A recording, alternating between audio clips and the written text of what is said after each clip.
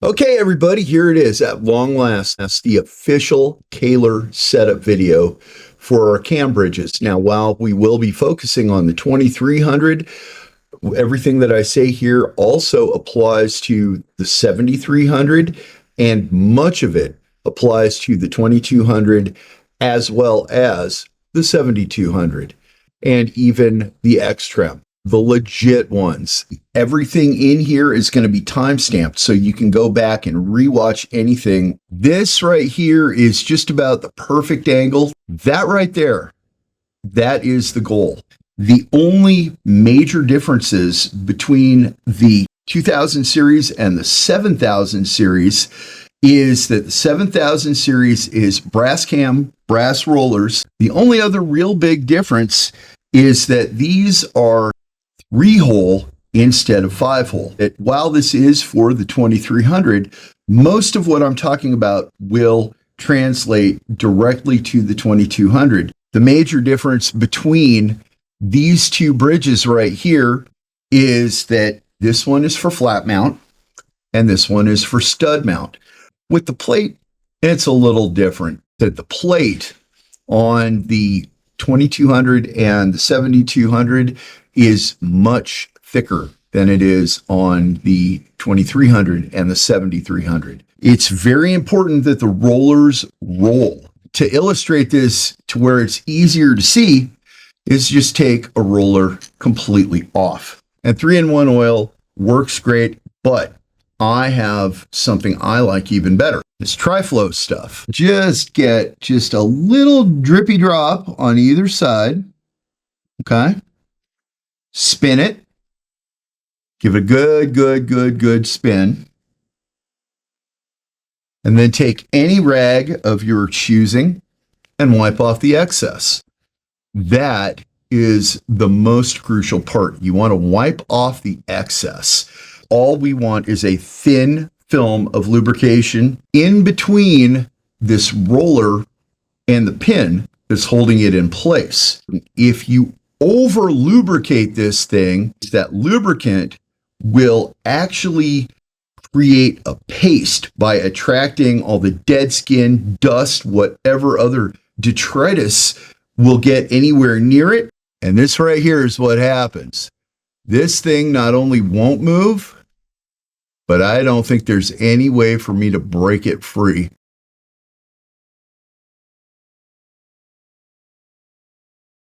Now, this part right here is one of the most important yet least known things, and it's important that if nothing else, you get this right here. When this set screw is locked and it's a fixed bridge, where these fine tuners are sitting, that is optimal placement. It should be at a 90-degree angle from the body. That in this center hole right here, what that does, that it adjusts the spring tension on that load lever. As I start turning this thing, you can see that brass load lever moving ever so slightly. What this is for is balancing string tension and spring tension.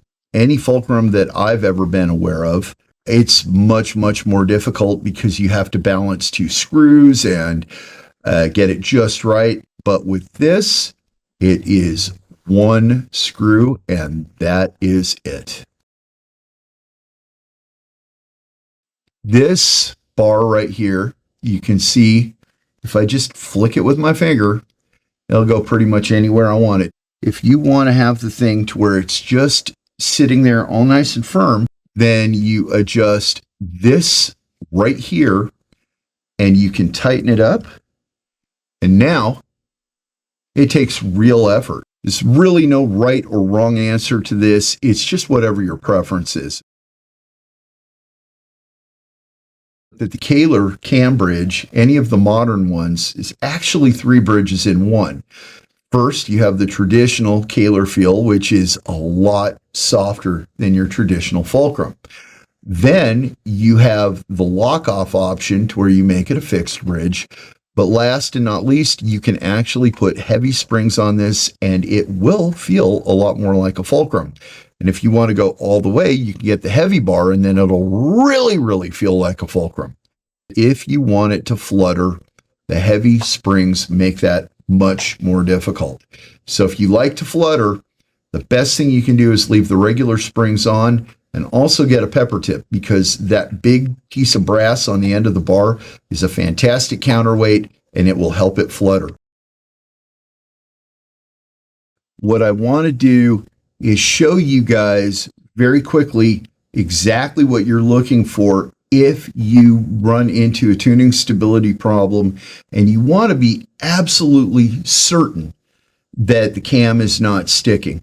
The very first thing that we're going to do is get all the tension off this load lever by putting that 5/64 wrench into that center hole and just backing it off all the way.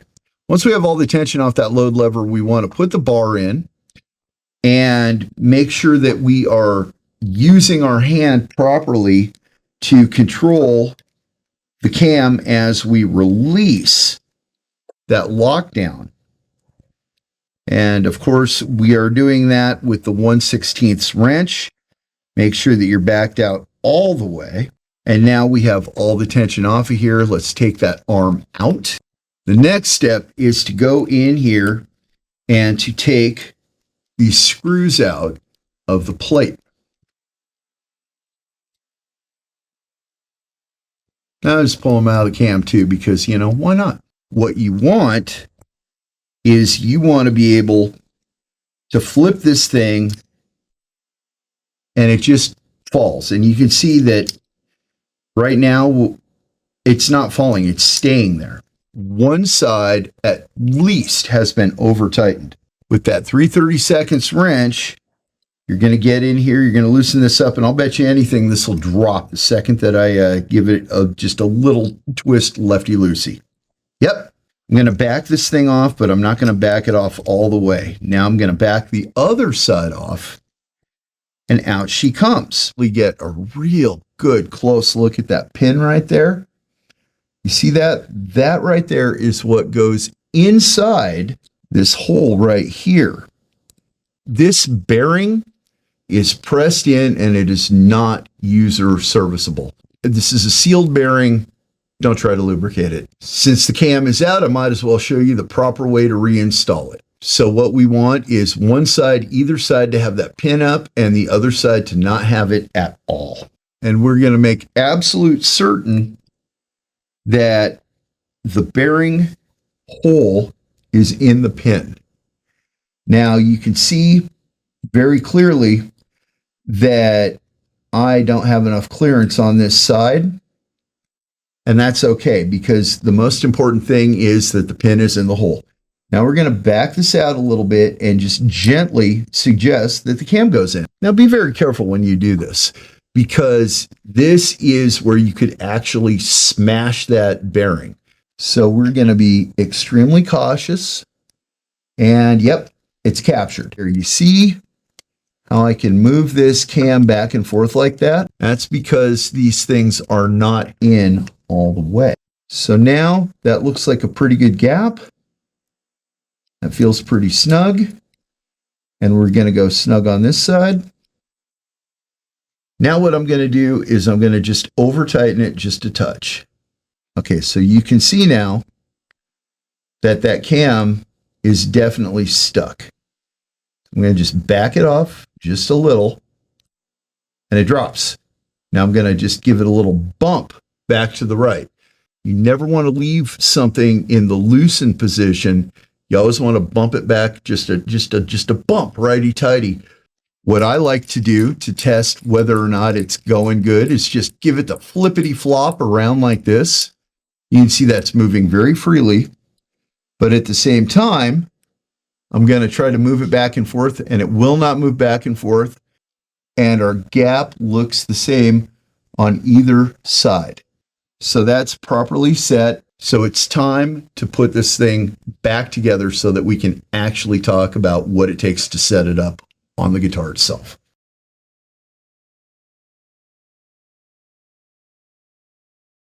That the rest of the guitar needs to be properly set up first. Your nut slots need to be polished. Your string lock needs to be sitting properly against the headstock. If you have a Strat like this one, we make a little curved thing that fits in just perfectly. If it needs to be a little higher, we have little stackers that go on there. But if that's not right, if the screws are loose, it will compromise your tuning stability. If your nut slots are not polished, it will compromise your tuning stability. Now, if you don't like that, we do make a locking nut. And with the locking nut, it takes this thing completely out of the equation. Your truss rod needs to be set correctly. You need the proper amount of relief on your neck. Here's the good news. That's up to you. And it's 100% your playing style and what you feel comfortable with. That you want to have all of your bolts that are holding the neck on, provided that is a bolt on, nice and snug. Any kind of structural screw, your tuners, things like that, you want to make sure that they're all adjusted properly. The easiest way to do it is to take your little snippies and dive the bar. And now you can cut that thing and let it go back to the way that it was. And that did not shock load anything. That's pretty good. But you know what? It's not the most efficient way to do it. However, if you have one of our older ones that doesn't have the lock off to make it fixed, it's kind of your only option. That is, other than loosening up the tuning machines up here, but that will make your cam actually suck deeper into the body. So that means that it's just much easier for you to just kind of dive the bridge down, take all of the tension off, and you're good. However, for our modern cams, here's what we're going to do. We're going to go in here and we are going to get this lock off screw set. Now we don't need the bar. In fact, the bar is going to be in the way, so we're going to remove it. The next thing, and this is optional, but I find it to make my life much easier, so I highly recommend that you do it too. I take the fine tuners out. It's so much easier. And you know what? There's some people that don't use any kind of a lock up here. They use just locking tuners by themselves, and they take the fine tuners out all the way. And if you're not locked off up here, technically you don't need the fine tuners. Although the entire idea for this bridge, starting way back in the 60s when Gary was teaching music in college, revolved around the fine tuners. So he doesn't like it when they get taken off, but it's your bridge, it's your guitar. You do what you want to do. So now we're getting locked off here. We have the fine tuners off. You might need to just give it a little pull like that. And it's important to note that these string hooks actually come in different sizes. If you're somebody who likes great big huge fat strings, or if you're somebody who likes to detune, so you need huge strings, the string hooks and the rollers come in different sizes to accommodate whatever it is you need.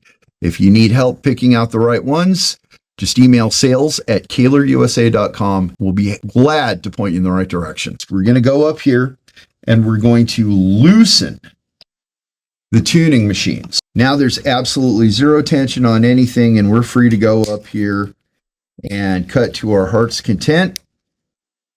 And as you can see, a lot of these things just fell right out. You might get one or two that's going to be difficult, and then we can just pull these things through up at the top.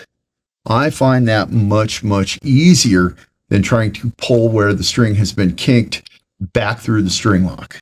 So these are locking tuners, and because they don't have any wraps, they're much, much easier to take off. What we have here is the guitar completely and totally ready to be restrung. There's only one problem for this tutorial video. I know for a fact that this bridge is set up correctly. And because it's set up correctly, there's going to be no troubleshooting. But I can fix that. So the first thing I'm going to do is just completely whack out these intonators.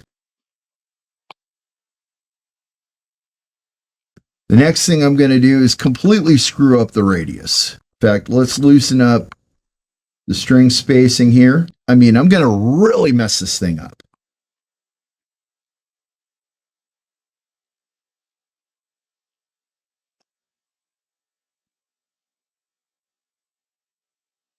That's just absolutely awful.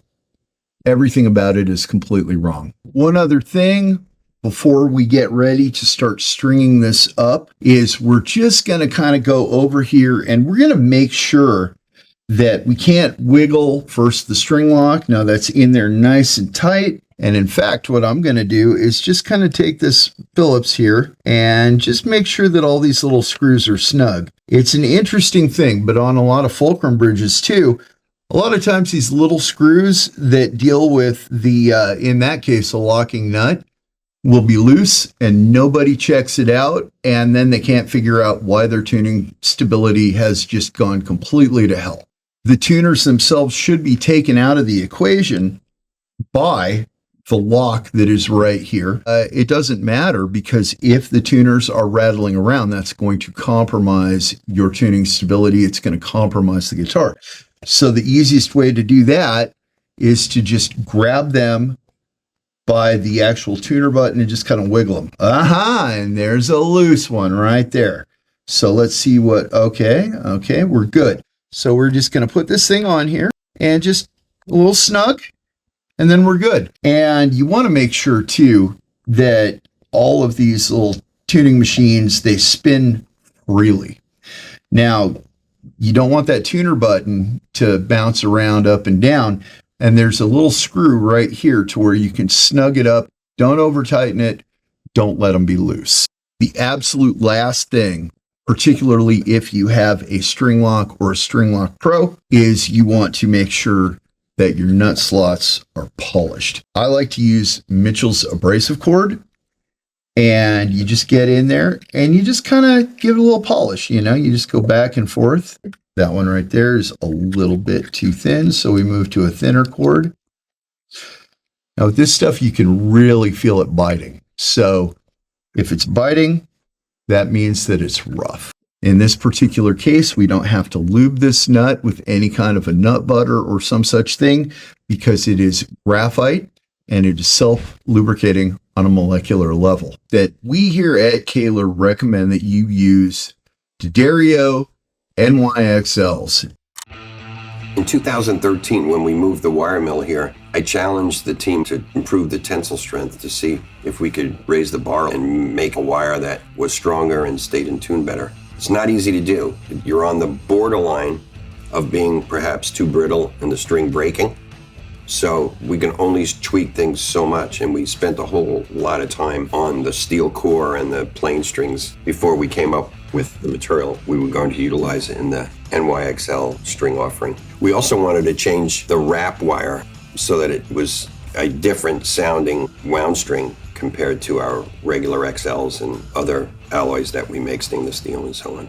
We tested, like scores of different electric magnetic alloys that might work as an electric guitar string winding. And we kept coming back to nickel-plated steel. So between that, a slightly stronger steel, and the fact that we fused the twisted area of the plain strings so that there's no noosing down or settling in, the strings stay in tune significantly better.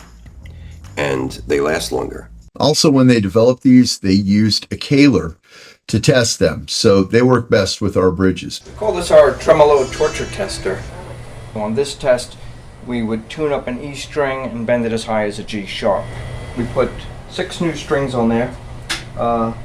These top 3 are the competition, and the bottom 3 are the New York XLs. And we will fire it up and see how it goes.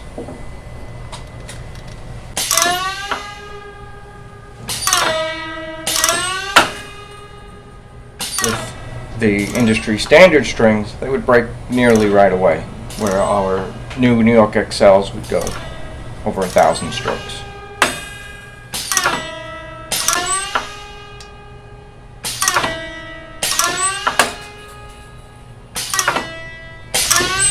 So as you can see, the top 3 competition strings have already broken, and the New York XLs are still intact, and as you can see, still in tune.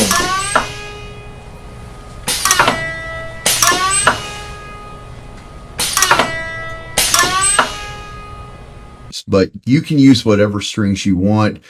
Soldering those winds there at the end, though, is a trick that makes a lot of difference. But if you have something that's already been done like that, don't do it again, because too much is actually too much. So now what we're going to do first is not even worry about the end down here by the bridge. I'm just going to put these things through up here and then run them through the actual tuner itself. Now that I've got the thing through the string lock up here and then through the tuner, I can put this ball down here in the hook. Remember, remove those fine tuners to make my job easier. I'm very fortunate that these are locking tuners, so I can just lock it up here. No wraps involved. We've got this all strung up now. We're in the hooks good. Some of these things, like this one right here, I never even tightened that down. It's moving around and the string isn't even in the roller. So now what we're going to do is put these fine tuners back in, because unless something goes horribly wrong, well, we shouldn't need to have them out of the way anymore. So you want an equal amount of travel to go either way. This is a perfect way to show you just how bad it can be if it's not right. Just take a look right there. It's not even in the roller. Now this part's going to be very, very tricky to show, because what I see with my own two eyes and what you see with the camera might be completely different. But you should be able to tell that this right here is not centered. That looks perfectly centered. That's not centered. That's far, far from centered. That's far from centered. And that one's not terrible, but it certainly could be better. The very first thing we're going to do is just get a little bit of tension on these strings. This roller is so low and it's not lined up correctly, so it doesn't want to stay in that roller at all.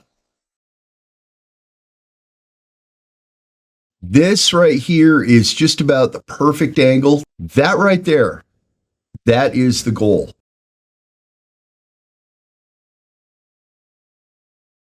Now, hopefully you can see just how completely off it is. I mean, that is a huge gap. Let's just kind of move these where it looks like they need to go. In order to do that, you need to pretty much loosen them all up. And it's just in the nick of time, too, because boy, oh boy, are these things just going everywhere. Great thing about this too is you can just take your hand like I'm doing right here and pick this thing up and move it. Okay, that right there, that's pretty well centered. Let's see, this one right here. Okay,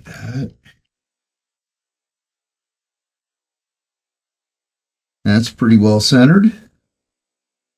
This one right here needs to move over a lot. Okay, that looks great. This one as well needs to move over a lot. Okay. And what we're trying to do is split the bridge whole pieces in half with the string. That's what the goal is. So now that we've got that taken care of, it's time to actually set the height. Because of my playing style, I know how I like my truss rod relief to be, and I also know where I like my string height to be. The best way, the most accurate way to do this is to use one of these things right here that is a string height gauge, and it has all these different markings on it. What you want to do is line up the mark that you're going after with the bottom of the string. When you do this, it will automatically radius the bridge to the radius of your neck. What I like is 0.07. So what I'm going to do is at the 12th fret right here, I'm going to look. Now that is ridiculously high, so I'm going to bring her down.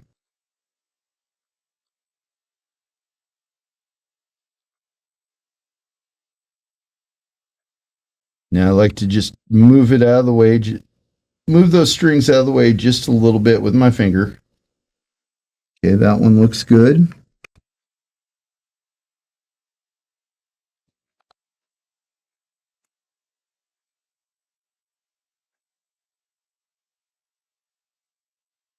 So I whacked this thing so far out that when I intonate it, more than likely I'm going to have to readjust the string height. Now I made it very extremely wrong to show you guys how to do this. And when you go to do yours, it will not be quite this bad. Now what I'm going to do is just get it roughly in tune. You'll notice that it's still laying on its back. Now when I do the final tuning, when I do the final everything, it will be in the playing position because, believe it or not, gravity will actually affect everything. It'll throw it off. And you can test this yourself by tuning up your guitar on its back and then flipping it up in the playing position, checking your tuning. So what I always do is I tune from the inside out. I go G, D, B, A, high E, low E.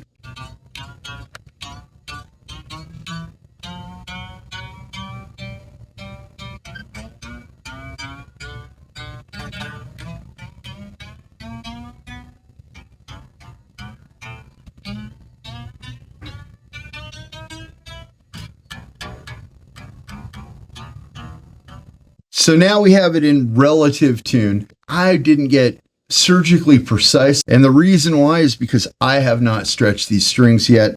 If you don't, you're going to be fighting this. So the way that most people do it is they just do it like this. They get it between their thumb and their first finger, and they just go up and down the string like this, and back and forth, back and forth, back and forth.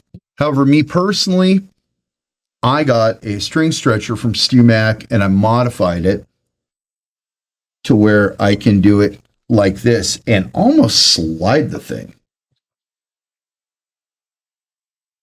Now it's easier to slide it on the non-wound than on the wound. And I have to tell you this too. I go up and down 10 times. There will be those who say that's too much. I don't think it's enough.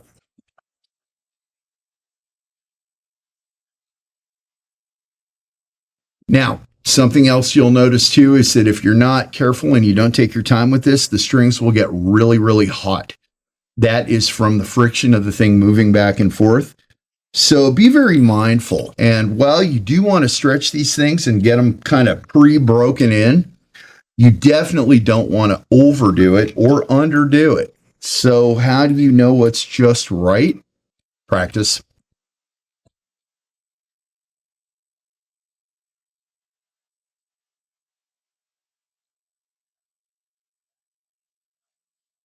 Now that the strings are good and stretched, we're going to tune up again, and this time in the playing position.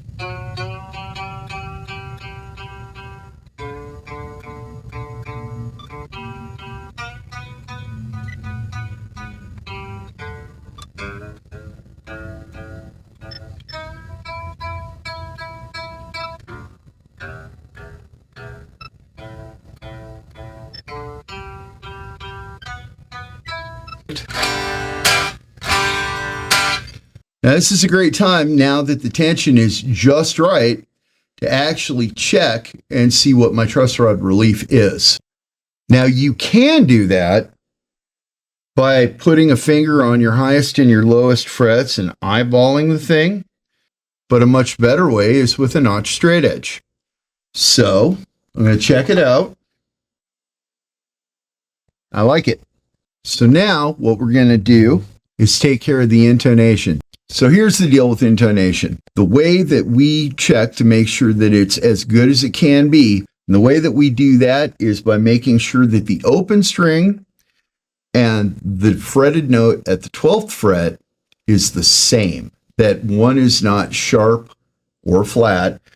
I'm going to start with the G again. Okay, and let's fret it.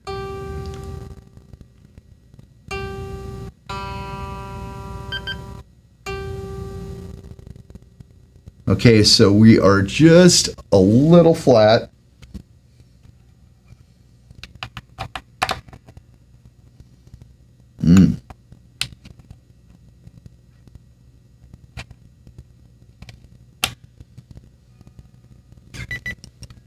Now, the next thing I'm going to do is make sure that now that everything is properly in tune, that my saddle height is correct.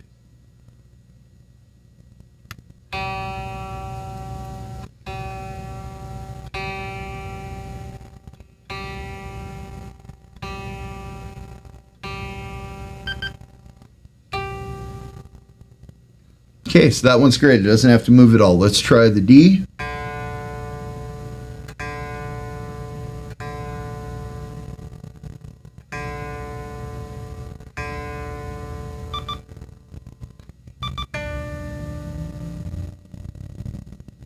All right, we're sharp. We'll take this, move the string out of the way, and let's just shove this thing back in there a ways. I'm almost positive that that will have changed my height, and yes, it sure did. So we'll bring it down a little bit to get it back there at that height that I like so much.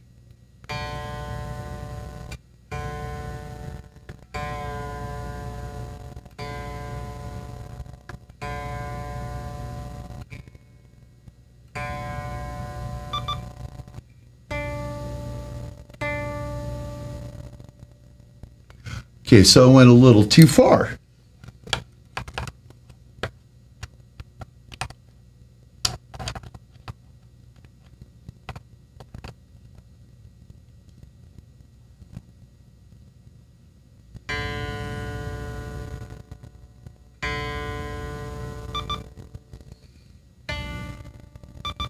Great.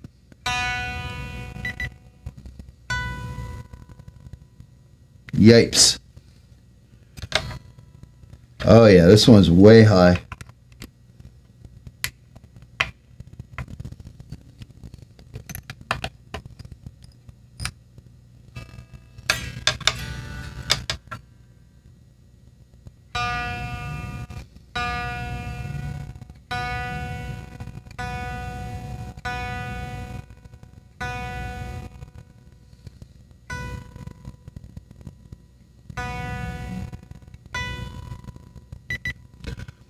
Okay, it's a little sharp.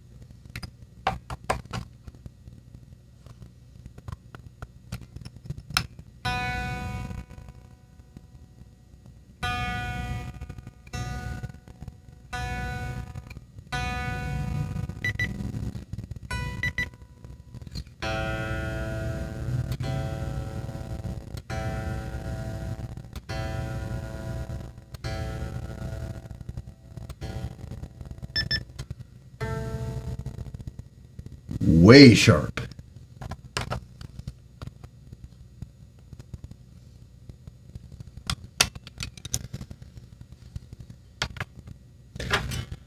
Super high on the action too.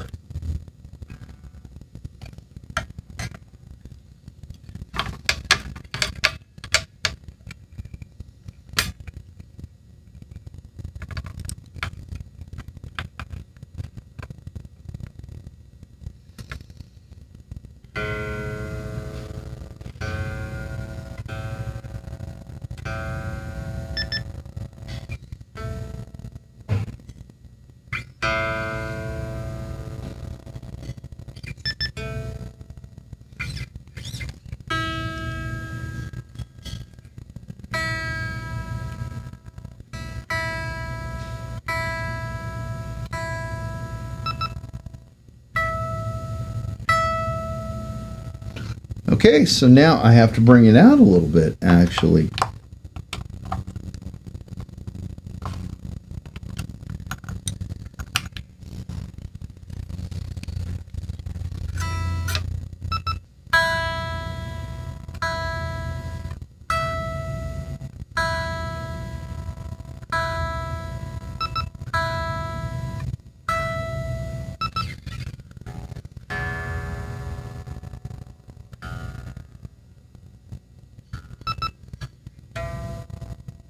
Wow.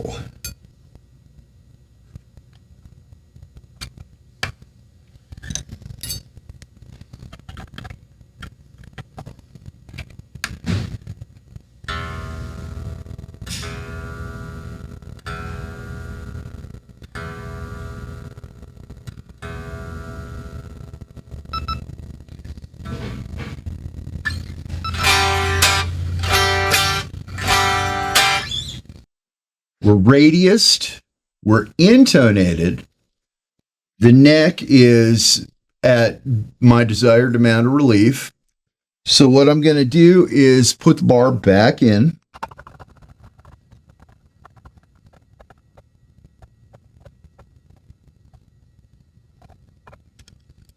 I'm going to tighten down this clutch a little bit because I want it to be nice and snug.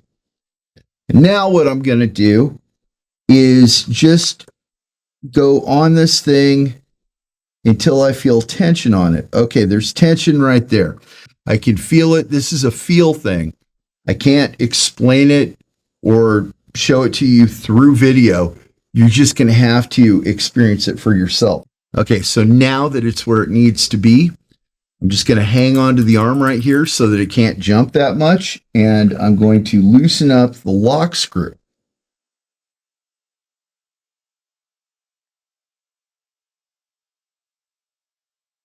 It barely jumped at all. Once again, that feel for the tension is pretty good. I'm going to hit the G string. Now remember, it was in tune. We want it to be perfectly in tune. You notice how it's a little sharp. It's because the spring tension and the string tension are not balanced. So you have to balance them. So what I'm going to do is I'm going to hit this A string because it was out the most. Okay, it's a little sharp, so I'm going to just take some of the tension. I'm going to lefty-loosey this. All right, so now we're just going to bring that tension up.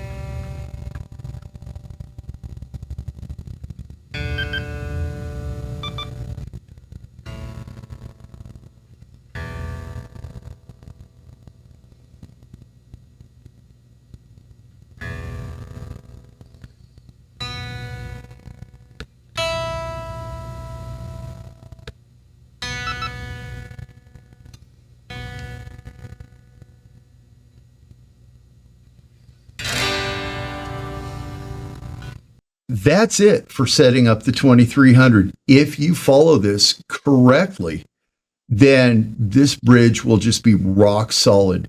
The important thing is that you make sure that the entire guitar is stable. That means from the tuners to the tailpiece, everything is in perfect balance. You can always reach out to me at eddie@kahlerusa.com. So that's it. This has been Eddie Kernan for Kahler International. I'll see you next time.